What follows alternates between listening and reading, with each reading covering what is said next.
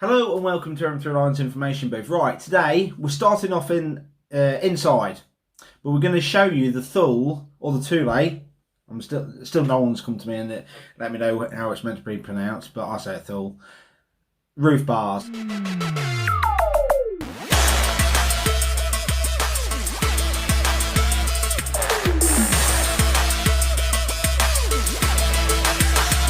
Now these will go on. Either they'll be attached to the hooks on your car, or they'll hook under your windows, or they will go along your bars. Like, for example, you might have seen on my other videos from SquareBar Yeti.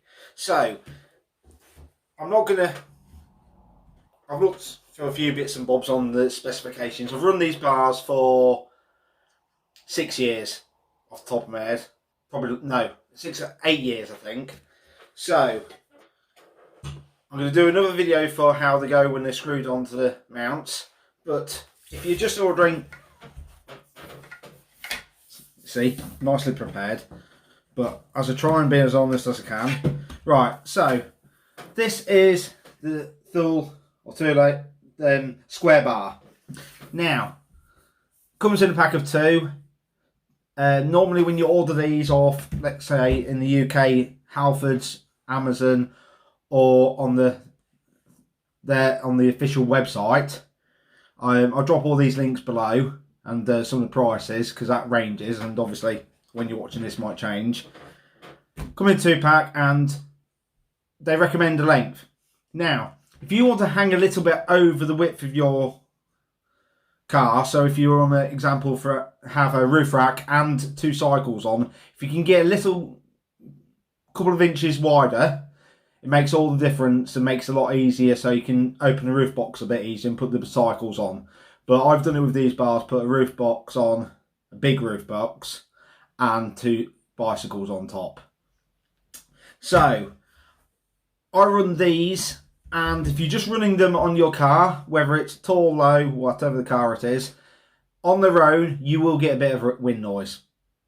If you run the streamline bars, the older ones didn't take as much weight, but apparently by looking now, the newer roof bars, if they're the aerodynamic ones, they can take the same weight as what the SquareBar is. My trust is always going to be a little bit on the SquareBar, because it can take that good amount of weight, and you know you can load it. Once you've got the roof box on, the wind noise basically goes, other than the bit of the roof box. I've had the big roof box on, I don't get hardly any noise. I don't hear the bars, and it's a lot better. So, if you don't need them on, don't run them, because obviously it's going to use more fuel and more drag. So, that's the bars. They come with, try not to damage everything. Take out the plaster in this nice room. Right, they come with the end caps. These often, as bars go in here, and you can always try and remember. I always forget where it needs to be, but you can always loosen it up and slide it along in the car, so it's level if you want to be like that. But if you knock these easily as you're moving them about, they can come off. But if you got them and you got something hard, whack it on the end, and it just keeps them on a lot better. You won't want to glue them or totally fix them, because you're always going to be manoeuvring them. Right, so if you've got roof bars, and on the SquareBar Yeti, the Karok's a little bit different to the Yeti now, but the SquareBar Yeti, the Tiguan, the Skoda Alteca 4x4, and the Audi Q3, they are all the same car. The only thing that's different is the badges and the body styling, but that is the same body shell, the same chassis. So these will work on them all. So there we go.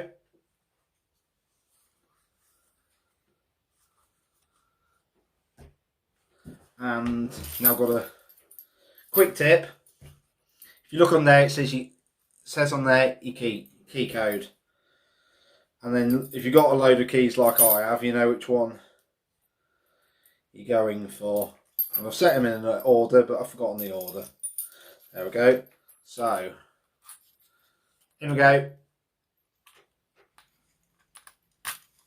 Turn and unlock. And that is your tightener. But I'll show you this in a minute. So I'll show you them on the bar, then I'll take them off and show you some of the bits and bobs that I know. So that's how you slide them on. Make sure they're well loosened or else they won't go on there. So that's your adjustment.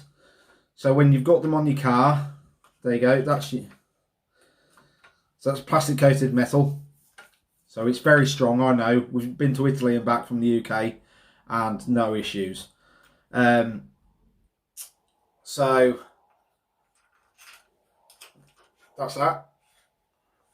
So I'll take them off now because we don't need them on to show you a few tips and tricks. For example, if you're putting them on your roof bar, when you put them on, make sure when you sat them on there that you don't crease these underneath.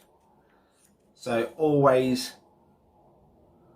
like that, both sides. It's very easy to crease them underneath and damage them. Also,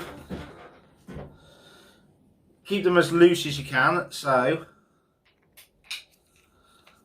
loosen, tighten, righty tighten, lefty loosey. So sometimes you find you're not going to reach.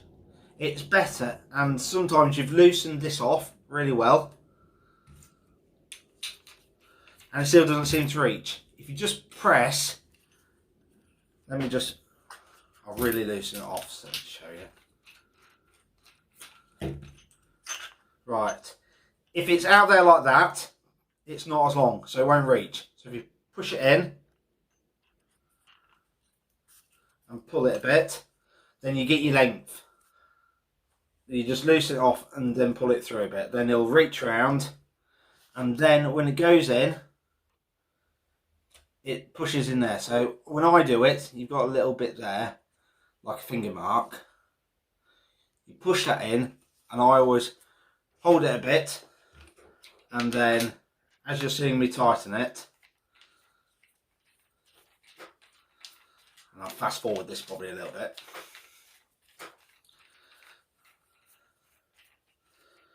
And I'll probably put something in there so you can see it tightening. It's because I loosened it off quite a bit.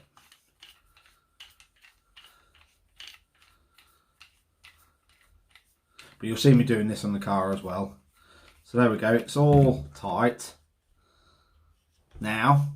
So sometimes you'll notice as you're sliding these in,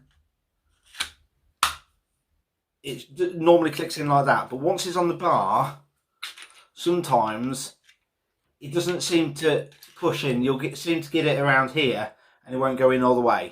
If you just, when you're pushing it, putting it in, angle it upwards and see, it won't go in. So you've got to keep it as level as you can and it clicks, and then you'll lock it. So those are the tips that I can think of off the top of my head quickly for these. Generally they go on every time. Don't over tighten them or else you're going to be stressing out.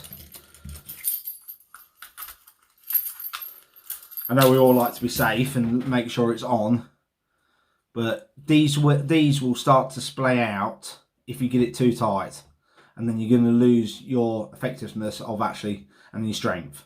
So you don't need to do that. So there you go.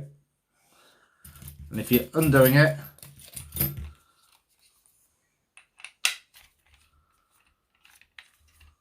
the actual fitting onto the car, I think it took me 5 minutes on the video, but I'm used to doing it. So you can't get it off, so I'll have to loosen it off a bit more. And any questions, let me know, because I know a lot about these. So there we go. Push and then it comes off. Sometimes if it's still a little bit tight, or I don't want to do it all the way, sometimes I just do this. Just put that in there and flick it round, but only when it's loosened quite a bit.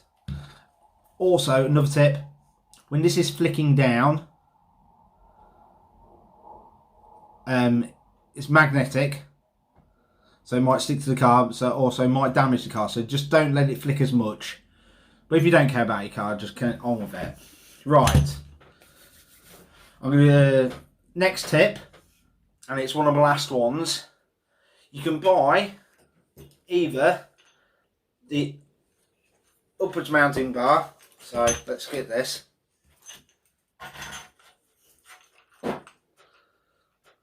Don't damage the wall. Right, so you can buy this one which goes on top of the bars or on top of the car roof. Also, they do flush ones, so if your bars are here, you can have a bar that's level. I would not buy one of those if I've got a bike rack, because the hooks you'll see on the bike rack video that I'll do, they hang down and they'll scratch. When you've got a bar that's well above your roof, it doesn't damage. These don't damage as much because they don't flick as far. But if you've got flush bars with roof bars over your car, your cycle rack hooks, you'll see on, check my cycle rack roof rack video for that, you'll see they will easily hang down and they hit the car. So the streamlined bars I wouldn't bother with because you're going to damage your roof easily. Looks nice and doesn't look as high, keeps your height lower, but generally you're up that height anyway, so you're going to be hitting stuff on car park, some low car parks anyway, so I wouldn't buy one. I'm going to show a couple of pictures in the corners or whatever, and I'll probably trim this a little bit so I don't bore you too much, but I'll show some of the bits I mean on the roof for the video. So those are my hints and tips. If there's anything more you need to know or you want me to show on a video, I will do it. Even if it's you just Instagram me and you want me to do it live and I've got the time, I will show you, rather than post a video on YouTube that people might not watch. If you need help, I can help you. So, right, now let's swizzle out of here and let's go outside and let's put the roof rack on.